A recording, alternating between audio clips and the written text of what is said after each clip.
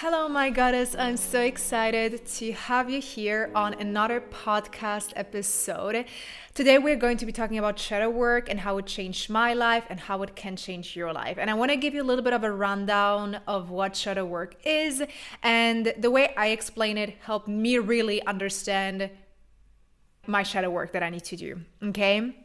So for me, what I see a lot of times is when I work with women is that they feel very disconnected from themselves as a woman. They feel very, very disconnected from themselves as an authentic being, and they're not really sure who they are, who they want to be, what they want to do. So I see that quite a lot. And so today I want to give you a little bit of a rundown as to how shadow work is going to help you identify those areas in your life, and it's going to make your life a lot easier. I'm going to be honest here. It's a type of work that is not always the most pleasant, but the type of work that will change your life. I'm telling you that. So let me give you the explanation of what helped me understand shadow work in a very, very easy way.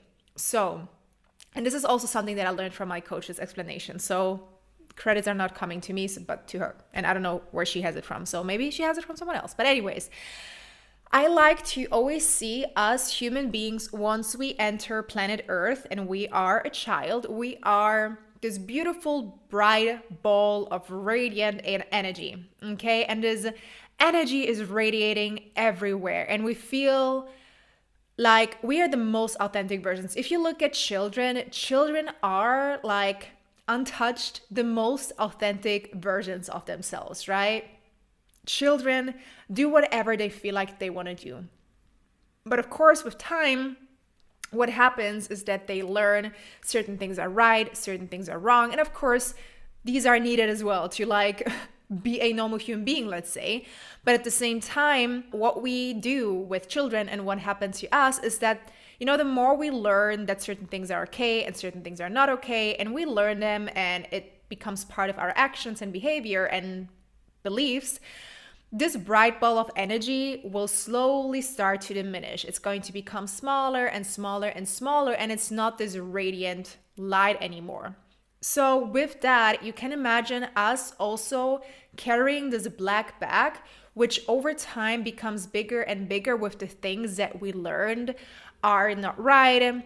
We are conditioned.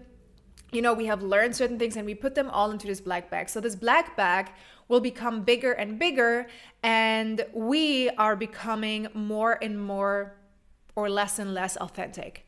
Okay, so more and more not ourselves and less authentic. And so there comes a point in life, it can be any type of point for anyone, depends on, what age you are, where you feel like, is this the life that I like to live? Is this the life that makes me happy? And so all of a sudden, you start realizing, oh, wow, there's a lot of things in my life that do not make me happy. And maybe I do want to be a certain way. And then your beliefs come into place and you question yourself and you question if whatever you're doing is the right thing. And you might feel a little lost in the world. And so I want to connect this also with the feminine energy and the divine feminine, and also a little bit with the forbidden feminine, because it really helped me understand these aspects a lot better. So for me, what I had to do when I learned about all of this is to get to know myself a lot better. I have had this typical route of like, okay, finishing school, then doing your studies, and then going to work. And that's what I've done. And very quickly I realized this is not the way that I want to live. This is not the life that I want to live. And so for me, this was a huge aha moment where I was like, oh yeah, this is not where I see myself. And this was me seeing that my shadow self was kind of in conflict with who I was. So another way to look at it is as well, whenever you get triggered by other people, whenever someone triggers you, this is actually just a sign that there's something in you that is not healed, right? So what oftentimes happens is when we don't do our shadow work is we end up projecting onto other people. For example, I'm going to give you a personal example of mine. This was a moment of my life where, I just started doing this work and the universe was like, well, you learn it. Here you go on a silver platter, learn it in real life. And so I got this woman that for some reason she found me on Instagram And she was so mean to me. She commented that I'm a white privileged woman, and of course I'm skinny and I'm allowed to say all of these things about confidence and all of that stuff, which really hurt me, because the work that I do, I know I'm white, I know I'm privileged, and I know all of these things, but rubbing it into my face and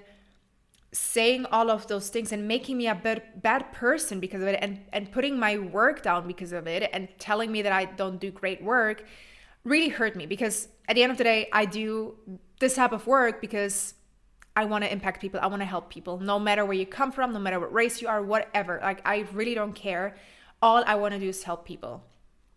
So when I first got that comment, I was like, oh yeah, okay. So I was triggered, right? I was triggered, but also this woman was projecting her own insecurities onto me, and her own beliefs and experiences and whatever she was holding inside of her onto me. The fact that I triggered her, the fact that I projected out, that she projected onto me, was just unlucky, because I was right there in that very moment. And to me, this just showed that this woman needed to work on herself and needed to do this inner work so that she can live in peace and doesn't have to use her energy to say these things to other people, right? So that she can live in peace forever. And she doesn't have to hurt other people. And she doesn't have to use her energy to spend time writing comments on Instagram, but to use the energy on herself, and becoming a better person. And I'm not saying she's a bad person. I understand where she comes from. So for me, this took a long time.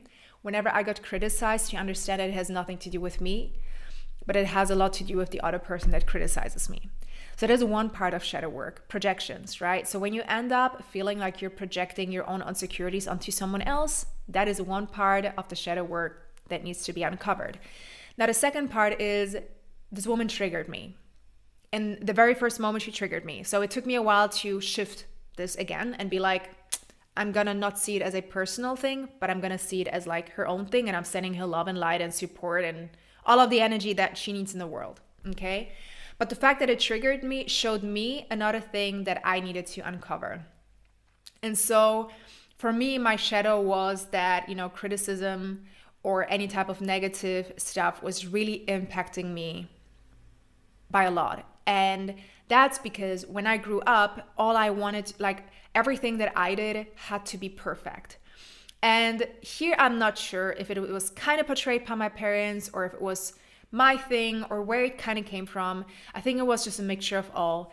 But I remember whenever I got criticism, whenever I didn't get a good grade, I would be so devastated. So for me to have a woman 20 years later, I'm not that old, 10 years later after school, say these things to me, of course it triggered me, because again, my perfectionism came out.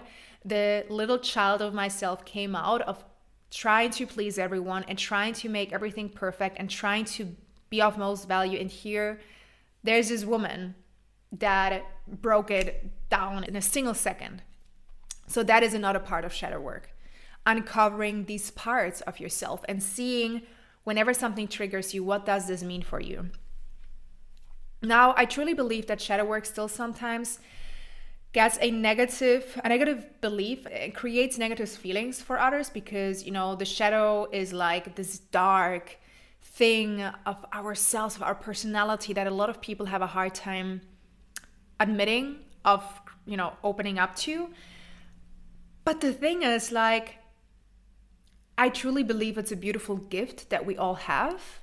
And the thing is, also in life, whatever you look at, everything has two opposites, right? You have the night, you have the day. You have the moon, you have the sun, right? You have yin and yang. So you also have the dark shadow, the shadows, these layers of ourselves that maybe we don't always understand. But you also have the light shadow. And the light shadow is the things that you see in other people and that you feel like, oh, I admire them. So I want to give you a little bit of a comparison here as well. If you have a hard time understanding your own shadows, one exercise that I like to do with my clients, and this is something that I'm sure is going to help you as well, is write down a list of 3 people that you don't like. And what I mean with don't like, It can be even, your parents, because you might love them, but you might not really like them, right? It's a difference. So you write a list of 3 people that you dislike, and then you write down the qualities that you don't like in these people. And then you do the same thing with people that you admire, and you write down the qualities of the people that you admire. And what happens when we do this exercise is that actually our dark shadows are part of the qualities that we see in others that we don't like, which means that we have these qualities in ourselves, but we can't see them. And on the other hand, it's the light shadow, the qualities that we see in other people and we admire, we also have in us, but we can't see them yet, right? So seeing those opposites makes it clear. And if you like, Jess, I wrote down 3 people. I wrote down the qualities that I don't like in these people, but I'm no way selfish. I'm no way aggressive. I'm no way any type of quality that you wrote down. I want you to really take a step back here, because when I did this exercise the first time, it was hard for me. I'm not gonna lie. It was hard for me because I wrote down things like selfish. I don't remember what else I wrote down, but selfish was the common thing in all of the 3 people that I wrote it down. And I was like, holy shit. So the thing is, the conditioning that we are under is that we think selfish is a bad thing. We think, oh my God, don't be selfish. Take care of other people. And here I am in my life doing exactly that. I'm here helping other people, showing up all the time, creating value, doing all of these things. And here I am, my exercise is telling me that I'm selfish. So what did I end up doing is I reframed that. And that's something that I would love for you to do as well. Why do we think selfish is bad necessarily? Why do we think it's bad? The moment that you uncover your own shadows, this is the moment where you take your power again and you decide when you want to flip on the switch or not. So you need to understand this. For me now, I proudly can say that in certain situations, I am going to be selfish. Why? Because I'm there so much for other people. I'm always here creating value.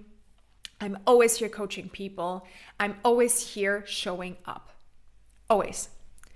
And so I'm going to be selfish in moments like my morning routine where I have time for myself and myself only.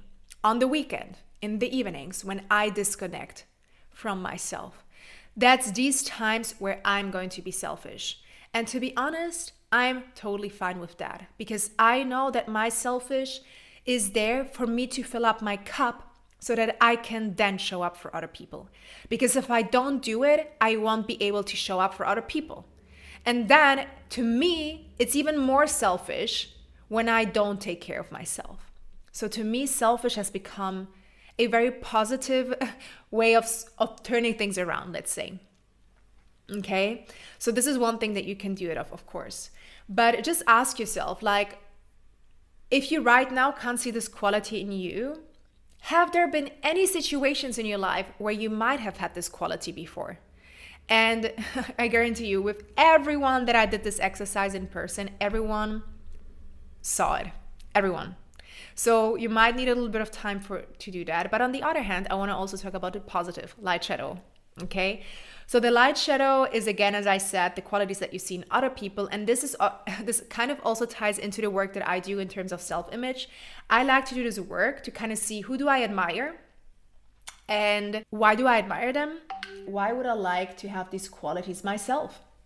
And so that I create that, right? Then I create the new image of myself with these qualities, and I ask myself, okay, who do I need to become to have these qualities in me? And this is the work that I do, because the fact that I see them in others is I don't envy them anymore. I'm not jealous anymore. I see them as an inspiration. I look up to them and I'm like, whoa, yes, that's who I want to be. That's what I want to do. That's the type of person I can't wait to become. And that is a rundown of shadow work. I hope that it kind of made sense for you. I can't think of anything else that I could mention more, because I feel like this is a really good foundation that you can start working with. And it's a very good foundation for you to start taking action into the right directions. If you feel like it still feels a little complicated, you can go onto my Instagram. I do have a couple of content pieces on shadow work as well. But this is honestly the type of work that you want to be doing. This is the type of work people are scared of, and I get that. But once I did it, the whole world opened up to me and I saw myself in ways I didn't think was possible. So that is it for today. I hope this was helpful, my Plantiful Goddess. I hope you enjoyed this one, and I'll talk to you very soon. Take care. Bye-bye.